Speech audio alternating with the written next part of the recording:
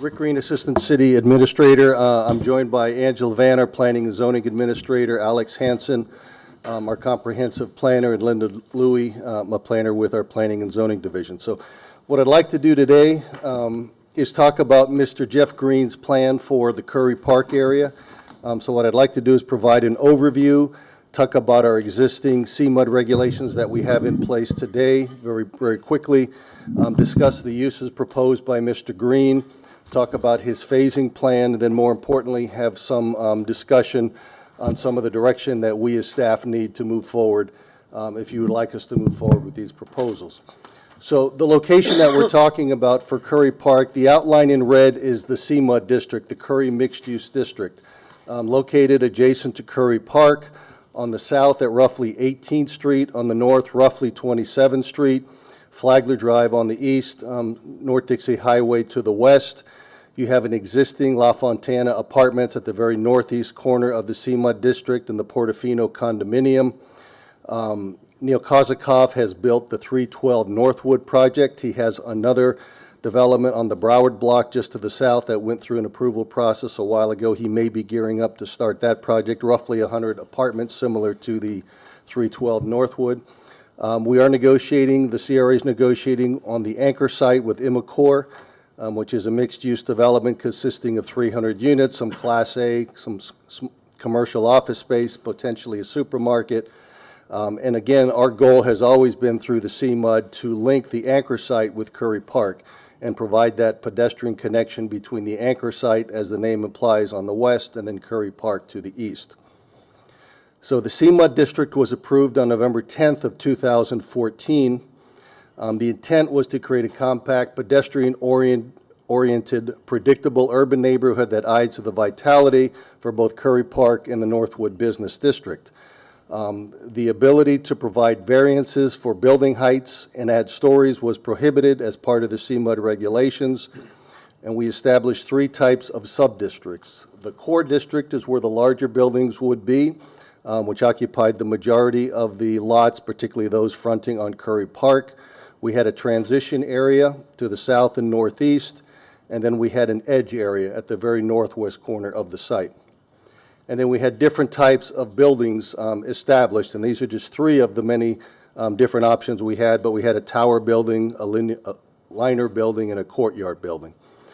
So the way the CMUD was set up is that in the core sub-district, it was a base of 8 stories. With incentives, you could get up to 15 stories or 195 feet. The transition sub-district had a base of 6 stories with incentives to go up to 12 stories or 160 feet. And then the edge sub-district was approximately 10 stories or 135 feet. So you see how these laid out. Again, the core district primarily those parcels fronting onto Currie Park. Height bonuses were offered from the base if conditions were met. So if you did a LEED certified building, you would get 4 additional floors. If you provided public parking for Currie Park, you got an additional 3 stories. If you did a grocer or a supermarket, you got 3 stories. And then you see the green roofs, public open spaces, preserving building vistas, et cetera, got you 4. So you started with a base, and with incentives, you were allowed to increase your height. And then more importantly, as part of our comprehensive plan, an analysis was done to determine that within the entire CMUD district, we could build 4,065 residential units and 2.3 million square feet of retail commercial within this area. And again, still providing that link between the anchor site and the Northwood Business District to Currie Park. So the property you see in pink is generally the property owned by Mr. Greene. It's probably about 60 to 70% of the entire CMUD district. He recently hired the architectural firm of Herzog and de Meuron of Switzerland. They are one of the preeminent architectural firms in the world. They do work in Europe, the Americas, and Asia. And they met with the North End residents. There was a community meeting held on April 5th, a Friday night. And there was probably attendance of about 200 people at that particular meeting, where he presented kind of an overview of what you're seeing here. Herzog and de Meuron have done some wonderful buildings throughout the world. And the proposal that they presented at the meeting on April 5th was a series of tall buildings, basically on the north and south edge of the properties of his holdings, again tapering down toward the middle. but anchored by 38-story towers on either end of the holdings. So these are renderings of some of the work that Herzog and DeMurin has done in the past in other areas, and potentially representative of what could be done in the property adjacent to Currie Park. This is an aerial view of Mr. Greene's holdings. So you see outlined in red, you see a great amount of that space is currently vacant. Obviously, anybody who's been up there can see that most of that property is vacant today. With regard to building heights, so you see the Currie holdings in the middle and reflected in the red color. On the north end, as part of the Rybovich-related development, they have an approval today for 1,059 units in 6 towers. Those towers range in height from 25 to 30 stories. The first 2 towers have been approved, called the Marina, consisting of 399 units. In the downtown, south of Currie Park, you have Trump Plaza 1 and 2 at 32 stories. You have Mr. Greene's One West Palm project, the twin 30-story towers under construction today at 30 stories. The tent site is eligible for a height of 25 stories, and then you see some of the other prominent buildings downtown. So again, with the holdings that Mr. Greene has, he's showing in one of the renderings, which again, I know this is conceptual, it doesn't always match what we've seen in some of the other elements of his submittal, but anchored at 38 stories and again tapering down 32, 26, etc. One of the concepts that was reflected in the plan that he presented to the residents, again, was that connection to Northwood and the anchor site.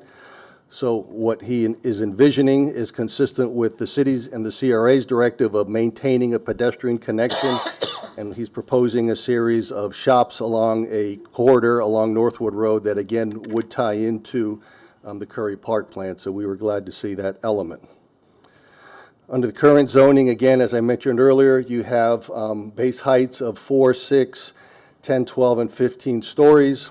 Under the proposal, you'd have the taller buildings at 38 stories reflected in the yellow. As you come inward toward that Northwood connection, you have 32 stories and then 26. So you see that it tapers from the bookends, if you will, from the outside in.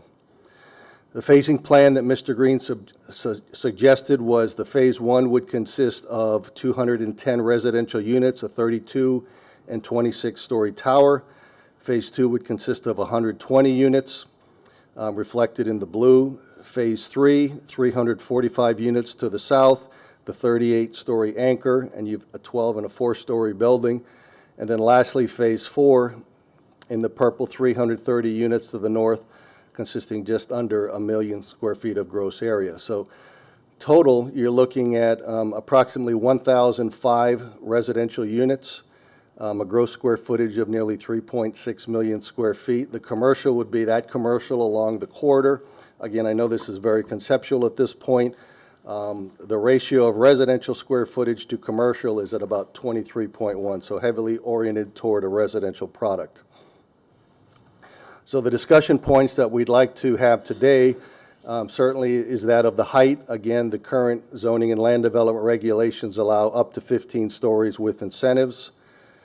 Secondly, it's a departure from the CMUD regulations that we have in place today. And then certainly if we address his holdings here, we have to address the areas in blue, which are properties he does not own, but still contained within the CMUD district. Thirdly, the unit sizes that were discussed at the public meeting consisted of units ranging from 1,500 square feet to 2,150 square feet. There was no reference to a workforce housing component, which we think would be instrumental. I think he would be amenable to possibly doing something. And again, if you look at the comprehensive plan numbers that were approved as part of the CMUD regulations, you see we had the 4,065 units. He's proposing 1,005, so that would leave a difference of 3,000 units for the rest of the area that he does not own. And then on the commercial side, again, only 175,000 is proposed, leaving an additional 2,000 or 2 million square feet. But if you take just the gross square footage of the residential units that he's proposing, it averages about 3,500 square feet. So it's a high number in terms of square footage per unit. Fourth, with the addition of the extra height that he is requesting, the 10-foot setback that was proposed, and again, I know this is very preliminary, very conceptual, but staff has a concern with the 10-foot setbacks It seems like that would be fairly minimal given the tall size, and if you're opening the area, which is the intent to provide more open space, the 10-foot setback may be a bit minimal.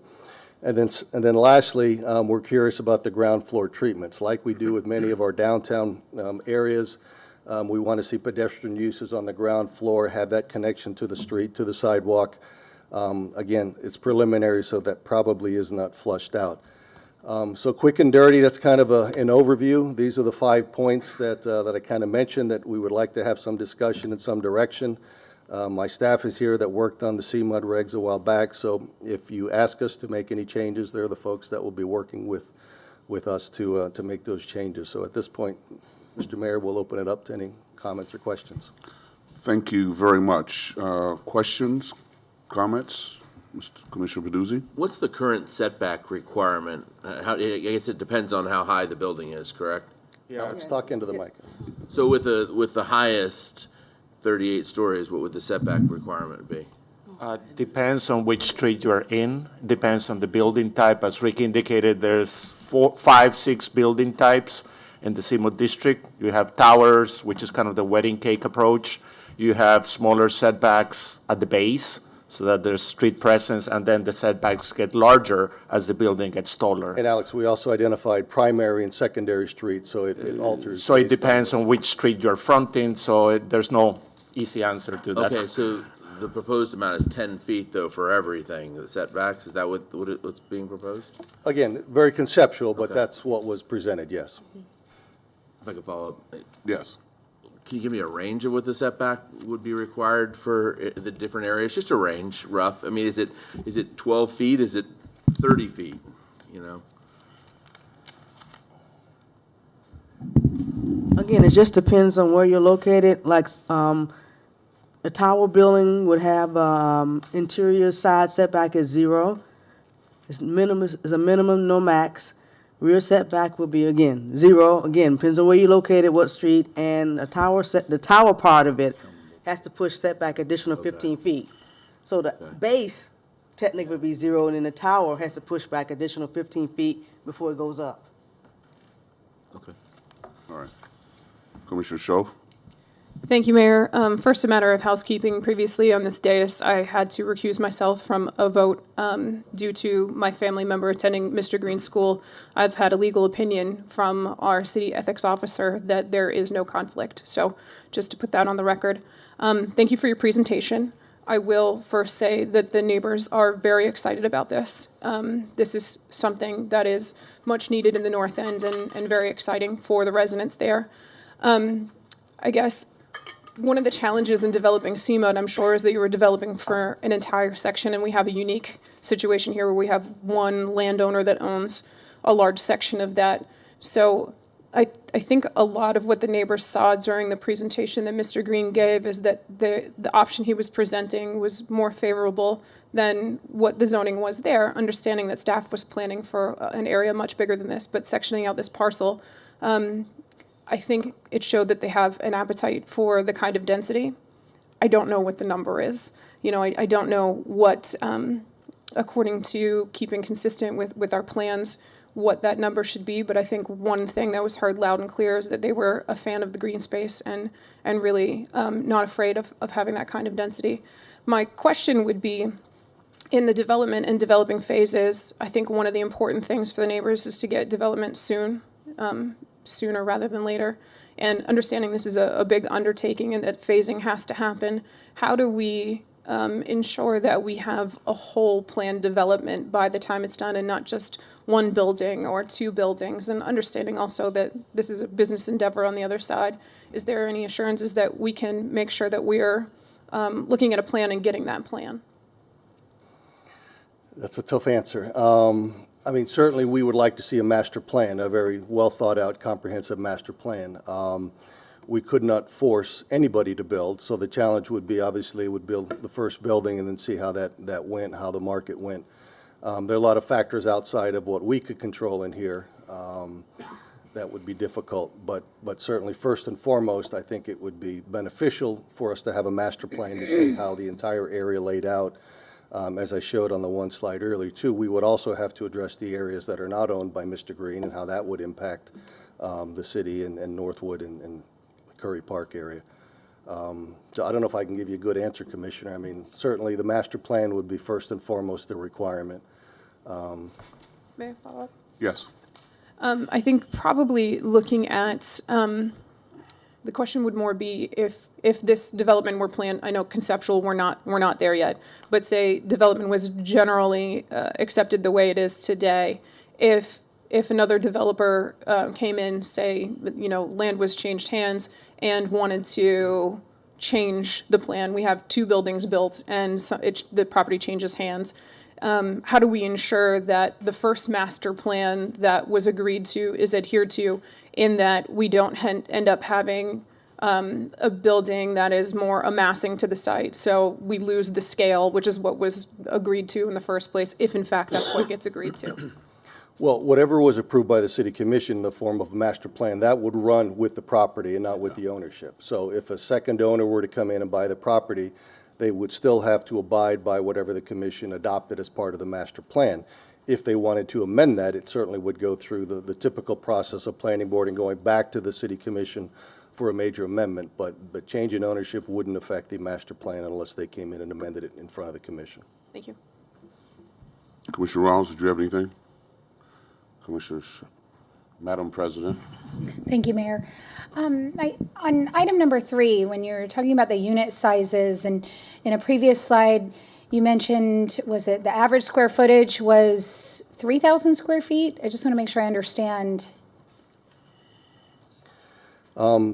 Again, the whole concept is, if you look at total gross square footage, and that includes elevators, stairs, and the like, it's about 3.5 million square feet. So when you divide that by the 1,005 units that were suggested, you're looking at a total average square footage, again, with all the additional square footage of about 3,500, which seemed kind of high. And the concern was, again, we'd like to see a workforce product or a more affordable product embedded within the concept as well.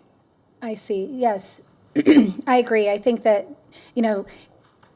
I appreciate seeing 1,000 units go into this, and I especially appreciate, the residential to commercial ratio presented, but I do think that implementing some workforce housing here would be appreciated.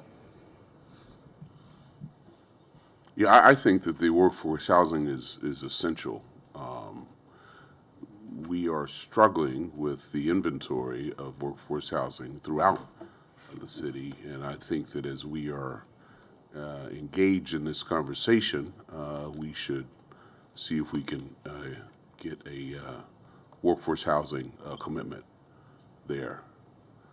All right, so these are the particular questions that you're asking. Yes. Let's take them one at a time. Is there any concern about the height? Number 1, building heights, up to 38 stories. Anybody concerned about that? Yes.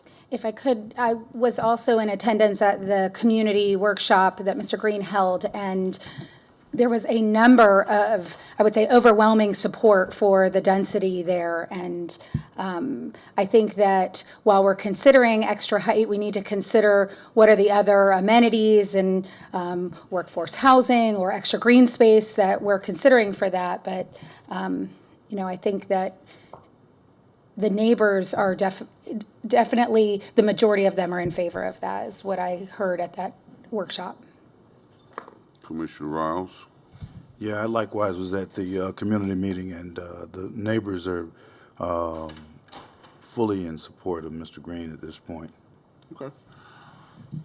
And obviously, that's all in context. I'm just trying to go down this list here and see if there are any strong, so the staff has a direction.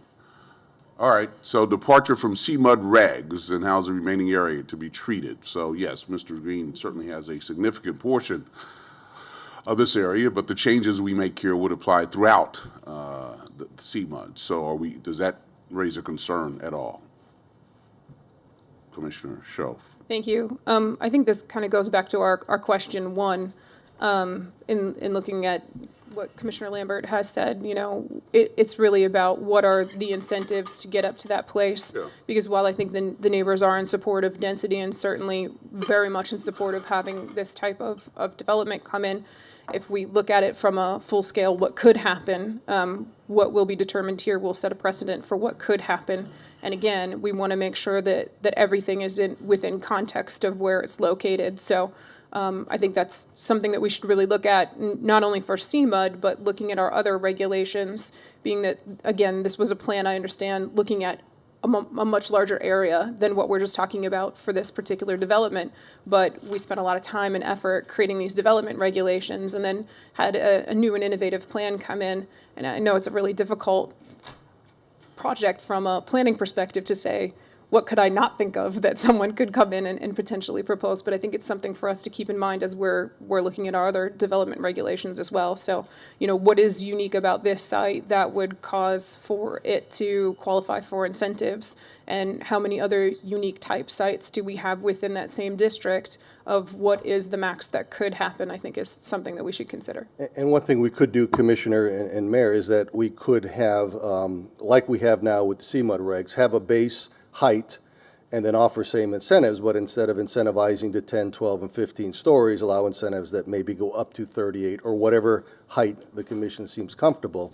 That way we get some of the other elements that we would desire to see here, like a workforce housing product, and have a base, and to achieve that higher number, they have to provide the additional things that the city would like to see here. Yes. I know it's a little bit premature for that conversation, but when and if we get to that point, I think one of the amenities that we haven't talked about is mobility. And if we're increasing density here, I think that making sure that we have mobility options would be critical. No, that's a very good point, because we'll still need to move people north-south. And it'll probably be jobs that wouldn't be in the downtown area, so that's a very good point.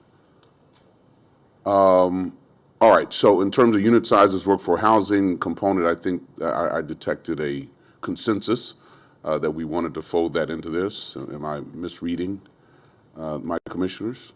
Okay. Yes, Commissioner Sho. Thank you, Mayor.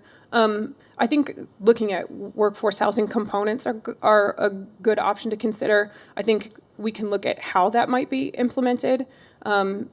There was a lot of neighborhood engagement done throughout this process, and I know a lot remains, and perhaps the way to get workforce housing may not be to concentrate it on development site, but perhaps to partner with the neighborhoods and have development partner with a Habitat for Humanity or Neighborhood Renaissance, some partnership that could create houses within the community's dilapidated properties or empty lots where development could agree to do off-site workforce housing, which would in turn improve the neighborhood surrounding. I certainly think that there is an appetite still for on-site with many workers, et cetera, but to really give affordable housing options to families. I think home ownership is really what the goal is, and perhaps there's a way to create better neighborhoods and surrounding, as well as eliminate that need. Okay. I mean, I think that's a very good point. With respect to the setback, I am also concerned about the minimum setback, because I really don't want the canyon effect along these streets. So engage in some creative conversations with Mr. Greene would be my recommendation. Commissioners, any thoughts on that? So you agree then with kind of the creative conversation approach? Okay, and then I don't think there's any question in number 5. Yeah, we all want to see what the ground floor treatment Yeah, the looks like. concern there is that the buildings aren't lined with parking, and then you're walking past parking garages to go to Currie Park, Okay. and it's got some treatment. All right, yes, Commissioner. Thank you. I don't know if this is the point of time where we would bring this up, but I do want to make sure that in this conversation that we're also bringing up minority, women-owned businesses, local workforce that's built into this project, and that we're monitoring it, that we're requiring a certain level, and getting updates on that. Yeah, well, That's also a very good point. A few good points. I don't know. Wow. Yes, you do. Yeah. You all have good points. Since we're giving away good points yes, you get a good point. You get a good point. Okay, very good. So, Mr. Greene, does this give you the guidance that's necessary to move forward? Yes, certainly, there's a lot of work that we have to do, but I think it gives us some direction. The big issue, obviously, was the height, and I wanted to make sure that, again, even if we incentivize, that the commission was okay with the 38, because, again, that's much larger than we even allow in our downtown today at 30 stories. So. I know. And then also, Go ahead, Alex, I'm sorry. but- Just another point. A concern that staff had is some of those buildings that have been designated potentially for 38 stories are next to areas that have been identified for 4 stories or less. So that is one of the considerations, how those heights work with some of the surrounding heights, some of which, again, are limited to 3 or 4 stories today. So that was another consideration, because in the existing regulations, the core, which is more in the center, is the area that has the higher stories. In this case, the edge of the land holdings are the ones that have the higher stories. So you have higher stories right next to areas that today have very few floors and are proposed to have very few stories. So that was one of the concerns, again, how you combine those height stories with areas that are low scale today and are proposed to be low scale according to the current plans. I have a question. Commissioner Shove. Thank you, Mayor. I don't know that anybody sitting here today is ready to put their stamp of approval, say 38's the number and ready to go. I think we kind of put that back over to staff to say, you tell us what's going to fit within context. I think that there has been an appetite that's been known that density is okay within these areas. But again, it depends on what those incentives are, and I think you have a very good point that it's scale and context, and so we kind of put it back over to you to say, what are all those elements? Again, we're very early on in here. I don't think it's something that anybody here, and I'm not speaking for anybody but myself, but the general tone today has been that height is something that we're okay with. I don't know that 38's the number. I don't know what the number is, because a story is not a foot, as we know anyway. So it really depends on what the overall height is, what the context is, et cetera. So I think there's a much larger conversation that's needed beyond today to determine what that should look like. And this will come back before Oh, absolutely. the commission. Sure, absolutely. Commissioner Rouse? What's your concern? How the 38 stories would work in the context of surrounding buildings that have no more than 4 stories. So again, are those high buildings going to overwhelm the surrounding 4-story buildings? That is the question. Typically, you try to have it a scale and context that is somewhat similar. In this case, that is why the existing regulations call for the core being the highest area as far as the number of stories, and then you start to scale down as you approach the surrounding areas. In this case, the approach is a little bit different. It's kind of a bookend approach with the higher buildings towards the edge and then the lower buildings towards the center. So again, the question is the context of the surrounding parcels and the surrounding buildings, either existing or proposed. Okay, all right. Did you want to respond to that? I was just going to ask, so you're saying there's no step down, so it would be highest part and then 4 stories? Those areas where there's a proposal for 38 are, if you look at the plans that we have, the current plans, they call for 4 stories, 6 stories, or in some cases even less. Okay. Commissioner Pizzuto. Has the developer indicated a reason why it's done in the bookend style instead of that traditional, then, higher at the center and tapering down toward the neighborhoods with lower heights? Have they indicated? I think most of the conversation has been they want to leave a view corridor in that area from Northwood Road, incentivize to have the view that's still there. That's the conversations we've heard at some of the meetings. That's why the higher height is on the outside and they lower coming in. Commissioner Shove? Thank you, Mayor.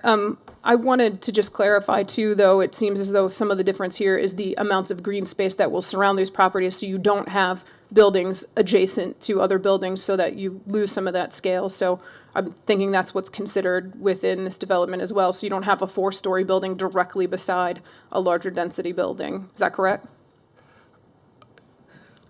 We don't have plans. Depends, we don't have the plans, and Okay. those 4-story buildings today have to comply with actually lower setbacks, so they'll be very close to the street, so. All right, listen, since it's all got to come back before the commission anyway, I think what we're looking for today was guidance to staff as to how they move ahead with discussions with Mr. Greene, the developer, who is in the audience, by the way. There he is. Do you have what you need, and can Yes, ma'am. we keep this train rolling? Absolutely. Time is of the essence, and I don't want to lose this opportunity, so hopefully we can engage in those and get something sooner rather than later. We will work up some options and bring them back to the commission for Great. discussion. Thank you.